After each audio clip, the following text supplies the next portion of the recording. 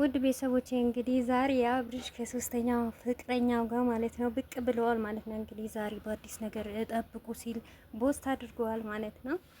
ሄርሜላ እንግዲህ የዛሬ ቀን ልቧ የሚሰበር ቀን ነው ማለት ነው። ምንም ማድረግ አይቻልም። እንግዲህ ማን ትሆን ሄርሜላ ራሷ ትሆን? እኔ እውነት ለመናገር ሄርሜላ ራሷ ናት ማለት ነው። ምክንያቱም አብርሽ እንደዚህ አያረግም። ነውር ነው፣ ሼም ነው አይደለም? ውድ ቤተሰቦቼ አሰላሙ አለይኩም ወራህመቱላሂ ወበረካቱ። ውድ ቤተሰቦቼ ሰላም ሰላም ብያለሁ። በያላችሁበት ሰላማችሁ በዝዝት ተረፍረፍ ይበልልኝ። ይህንን ቪዲዮ ከወደዳችሁ ላይክ፣ ሼር፣ ሰብስክራይብ እያደረጋችሁ ቤተሰብ ሁኑ ማለት ነው። እንግዲህ ተራ የሄርሜላ ነው ማለት ነው። ሄርሜላ ምን አይነት ስሜት ነው የሚሰማት? ደስተኛ ትሆናለች? ሀዘነኛ ትሆናለች? ዛሬ ምሽት በምን ይሁን የምናሳልፈው ማለት ነው። እንግዲህ አብርሽ ትላንትና ከአዲስ ፍቅረኛ ይጠብቁኝ ብሎ ነበር። ዛሬ ደግሞ እንግዲህ ማፈር የለም ወደ ኋላ ማለት የለም ማለት ነው። የወንድ ጀግና እንበለው ወይስ የወንድ ምን እንበለው? እንግዲህ ለራሱ ከተመቸው ለኛም ይመቸናል ማለት ነው። ግን ይህንን ነገር ተገቢ አይደለም። ምክንያቱም የአንድ ሰው ቪው ሲቀንስ ወይም ደግሞ የአንድ ሰው እይታ ሲቀንስ የትን በመቀያየር እኔ እንጃ አላቅም፣ ጥሩ ነው ብዬ አላስብም።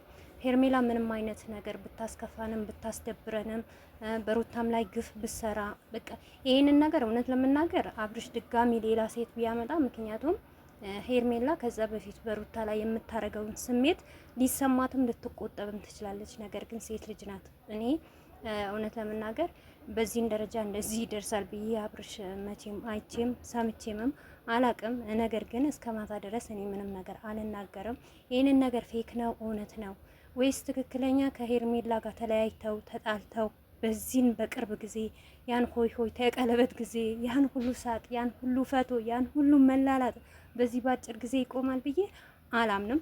እና ወይም ደግሞ ሄርሜላን ለማናደድ ይሆናል ብዬ ነው ማስበው እንጂ በጭራሽ ሩታን እንበልሽ አብርሽ እንደውም ሩታን ትቷታል።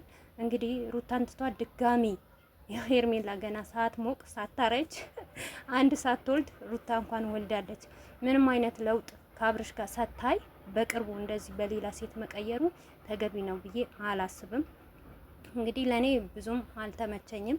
ነገር ግን ሁሉም የእጁ ነው የሚያገኘው። ሄርሜላ በሩታ ላይ የሰራችው ግፍ ሩታን ያን ሁሉ ስታለቅስ ያደረገችው ነገር ማየቷ ጥሩ ነው። ነገር ግን እኔ ትየውም አልልም። አብርሽም ደግሞ ከአሁን ወዲህ በዚህን ሁኔታ ኦዲየንስም ሆነ ተመልካችም የተለያየ ኮሜንት የምትሰጡ ሰዎች በዚህን ደረጃ ባየት ጥሩ ይመስለኛል። ምክንያቱም ለራሱም ጥሩ አይመጣም።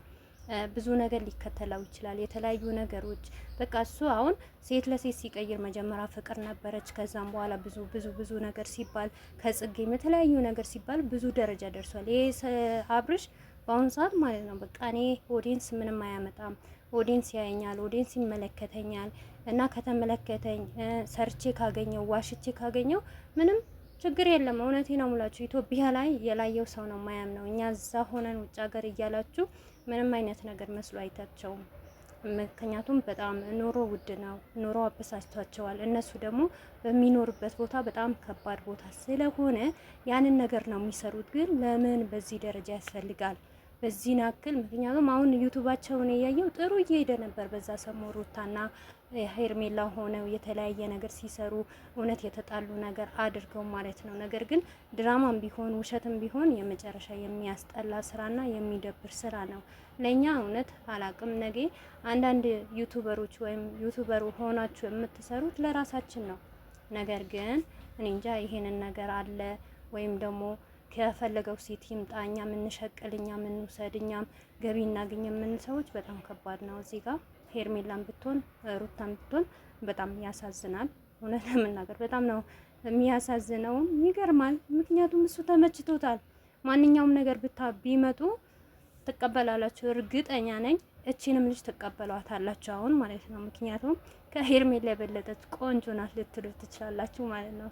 ገና በአሁኗ እንግዲህ ፊቷን አትታይም፣ ጀርባዋ ብቻ ነው የሚታየው ማለት ነው። ማታ እንግዲህ ወደድን ጠላንን ፊቷን እናያታለን ማለት ነው።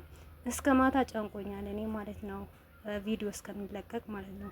ምክንያቱም ስላላመንኩበት ማለት ነው። አብርሽ በጭራሽ ይህንን ነገር አያደርግም። እውነት እርግጠኛ ሆኜ ወይም ሩታንና ሄርሜላን ሊፈትንበት እንጂ ምክንያቱም ማን ለኔ ቦታ አለው፣ ይታገሰኛል፣ በትዕግስት ያልፈኛል፣ ይህንን ነገር አድርጌ ራሱ ይቅርታ ማን ይቀበለኛል? ሩታ ወይስ ሄርሜላ የሚባል ነገር ይዞ ነው እንጂ ያው ቢያመጣትም እኮ ችግር የለውም እኮ እንደታወቀውም ቪዲዮ ይሰራሉ።